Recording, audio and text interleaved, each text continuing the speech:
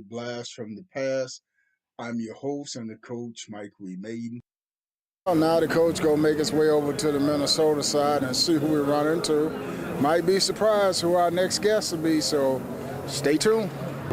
Mayden as we on the road. Once again, bring you behind the scenes action, and I ran across the man, Denard for the Twins. I would do just fine. I'm going to sure reach a young audience and those young aspiring baseball players. Tell them what the Denard role was like getting to the big leagues. You know what? It took a lot of prosperity. Took a lot of prayer. I come from a spiritual background, so God is number one in my life.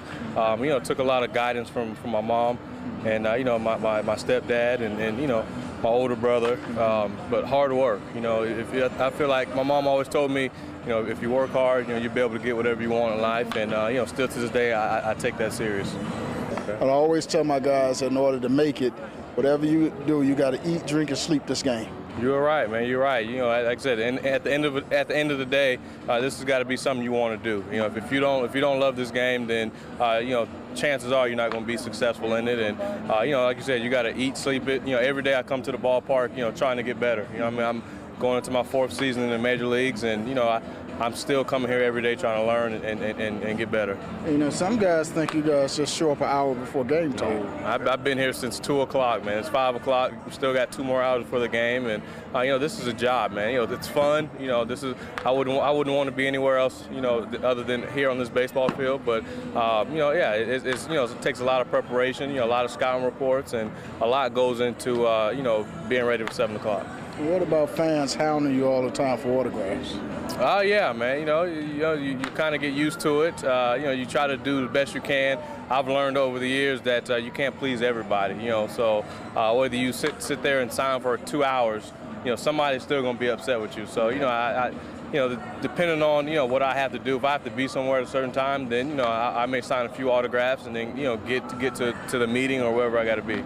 What about the wear and tear of a 162-game schedule? It's unbelievable, man. There's nothing you can do really to prepare yourself. During the off season, you try to work out and get yourself ready. But when August and July and August and September come, your body starts feeling a way that's never felt before, and so you just try to prepare for it. But it's definitely a grind. Look in that camera and let those youngsters know what it was like for Denard when he walked in that locker room for the first time and saw his uniform hanging up. Man, it was the greatest feeling of my life, man. When I got caught up in 2008, I got my first professional hit on this field, and just no better feeling to 5 years in the minor leagues to finally get the opportunity to be at the major league level and to see the number 2 and span on the back of my jersey was no greater feeling, and all the hard work that I put through it was all worth it. Who was that first hit against? It was Vasquez. I'm not sure his first name. I can't remember it, but it was Vasquez. First home run? First home run, Burley. Mark Burley. Coach, take your youngsters behind the scenes with the man. All right, appreciate it. All right. Try to get to that.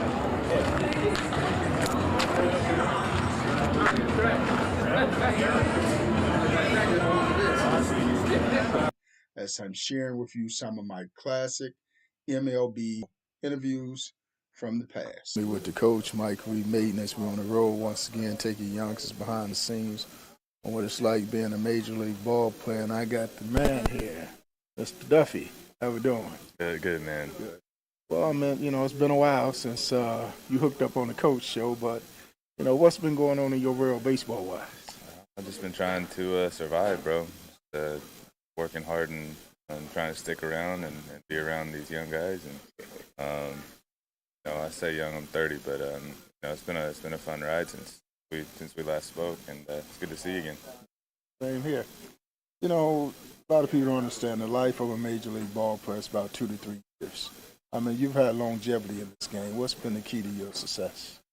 I think being around the right people, being surrounded by an amazing training staff and coaching staff, and had some really awesome teammates along the way to make it, a lot of fun to come to work, and I think that's important. I mean, they say it's all about finding out hitter's weakness, hitter's strength. I mean, how much does this game evolve from a mental standpoint? there's a lot more information out there, man. There's a lot more things that people could kind of research and look up, um, on pitchers, and there's so much data out there, and it has changed a lot in that approach from a hitter's standpoint. But in the same breath, there's a lot of information for pitchers too, and shame on us if we don't go get it.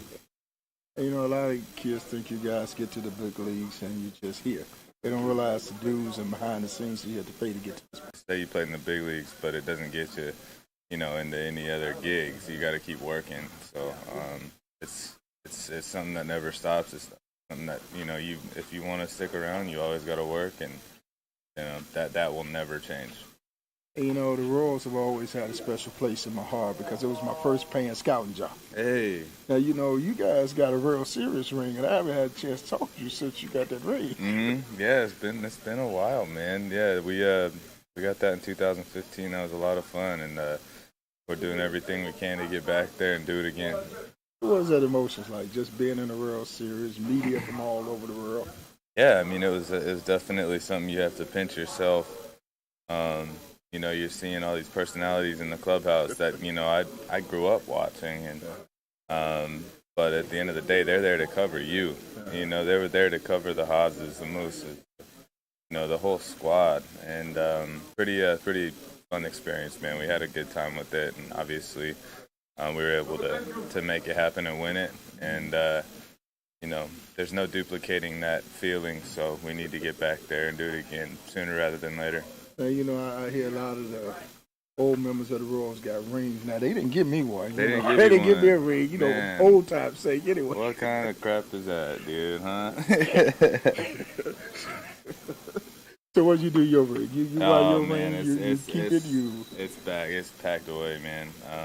I keep it safe. I have it in a safe spot, and I only bring it out on a special occasion when I want to remind myself how special it is. Or show family members. It's very special to me, and I'll cherish that thing forever. Last two questions. I mean, when this game is all over for Duffy, how do you want this game to remember? As a hard worker, someone who is human and imperfect. And when you reflect back over your time in a uniform hanging out, what's your thoughts? Hopefully it's a blue jersey, and it's got a K and a C on the front of it. That's the only jersey I want to wear.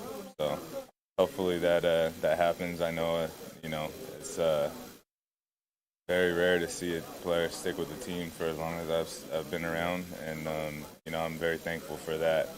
I definitely take that responsibility, and definitely take it very seriously. Coach shaking youngsters behind the scenes with the man Duffy. Thanks, man. I appreciate Good to see you, it. bro. And today we got a number of Major League stars lined up for you. As we're making our rounds through Boston Red Sox locker room, that's number 50. Where we come up with number 50 from? That's just what they gave me. I just kind of stuck with it. Be the rookie. Yeah, I guess I got 1 year in now, so I just kept 50. What's this big league experience like for you? It's been a great experience.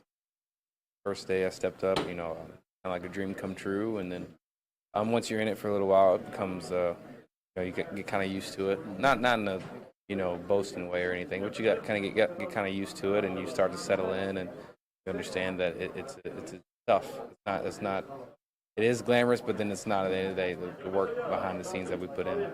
Every kid dream of playing in the big leagues. I mean, what was the role like for bats getting to the big leagues? Oh, it's tough. It's tough. Once you start, you're 18 years old. You're away from your family and your friends, and you put in a group with a lot of guys that you don't know, and some of them don't speak Spanish or speak English. I'm sorry, and so you can't communicate with everyone. But I mean, it's worth it all in the end.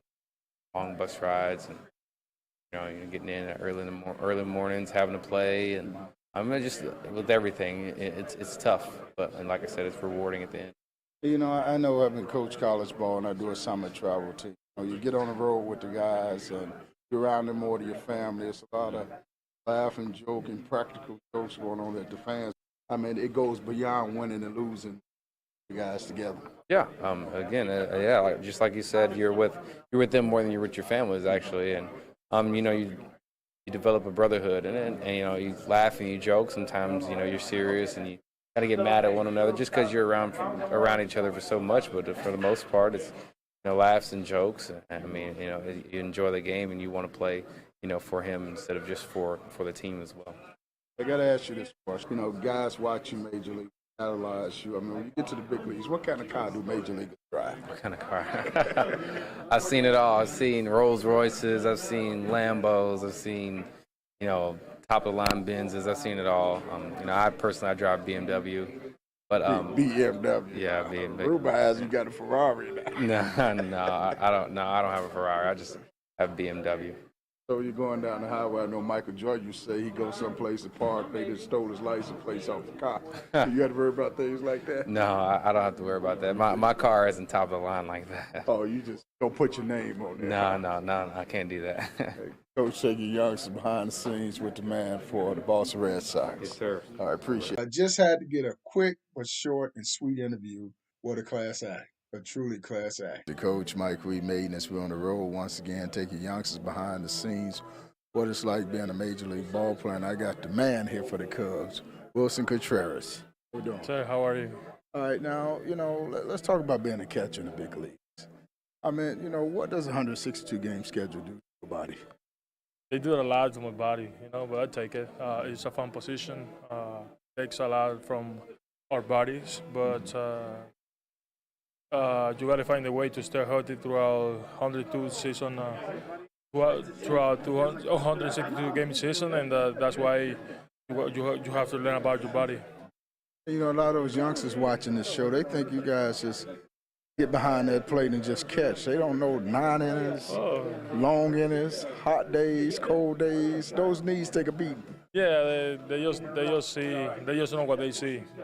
They just know about the game. They just see about the game, but they don't know what's going on behind the scenes, behind the game. So we got to take care of our bodies. Night game, day games, a lot of long flights, and extra inning games that do a lot to our bodies. But like I say, we all learn about our bodies and try to stay healthy. And I mean, they don't see either when you guys leave a game or city, get in at 3, 4 o'clock in the morning, no sleep, and got to get up and play, and they wonder why you guys can't hit sometimes. Oh, man, yeah, I know. I got blamed a lot where I got a few games 0 for 4, 0 for 3, what they start asking, like, what's going on with Wilson or the team. But they got to know that we're putting our best effort out there every single day, no matter what, to bring the win to our team. But it's a baseball game. It's going to be hard. It's going to be difficult sometimes, but and those kind of things going to happen a lot. What does it mean for Wilson Contreras to be catcher for the Chicago Cubs, America's team? It means a lot. It means a lot to me. I'm so proud from where I come from. I came a long way to be here. Now that I'm the catcher for this team, I take pride of it, and I just try to do my best for my team, to best for my pitching staff, and try to give them my best. So do you control that pitcher staff, or do they shake you off? They can check me off, but most of the time I call the game, and which is can be good, can be bad. Like baseball, it's hard. It's a hard game to play, but we all have a great communication, pitching staff, coaching staff, and that's been good for us this year. And how much fun are you guys having? I mean, we're having a lot of fun. Sometimes it doesn't seem to like it because, like you said, we probably get to the ballpark, to a city too early, like 3 or 4 a.m., and then you got to wake up and play. But we try to have fun as much as we can out there, and just try to compete and have fun. I remember Torrey Hunter telling me that during the season he lose about 15, 20 pounds of body weight. How much do a catcher lose? I started the season with 226, and I'm already in 220. So I'm gonna be in 220 the rest of the season. I don't lose that much weight right now, but I think it's good. But you know what? I'm not. Can me and you hang out? I'm not worried about that. I'm not trying to get there yet. Not yet. Not yet. But I'm gonna try to stay healthy. Coach taking you behind the scenes with the man Wilson Contreras. Yeah, you got it right. I got it right. All right. And as we wrap this show up, I hope you enjoyed it. I hope you tune in for the next show. As the coach, Mayden, is taking you behind the scenes with some great classic interviews.